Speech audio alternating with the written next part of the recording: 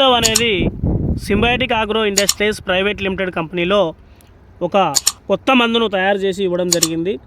దీన్ని ఐటిపాముల విలేజ్లో ఒక రైతుకు శాంపిల్గా స్ప్రే చేయించడం జరిగింది.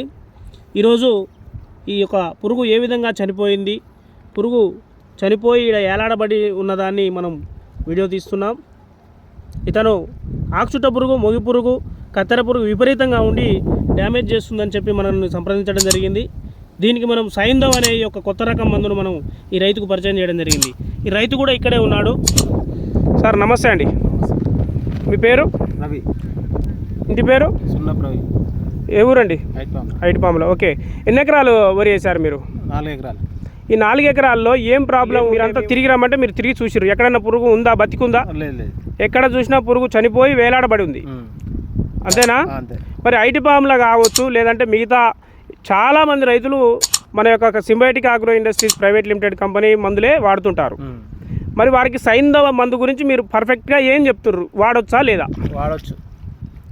ఎకరానికి పావు లీటర్ సరిపోతుంది ఈ సైంధవ్ అనే మందు.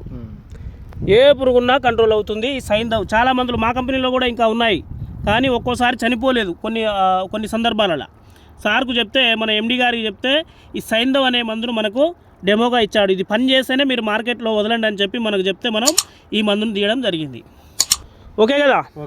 సైంధవ్ రేపటి నుంచి ప్రతి రైతు వాడతాడు. దీనికి మీరే సాక్ష్యం.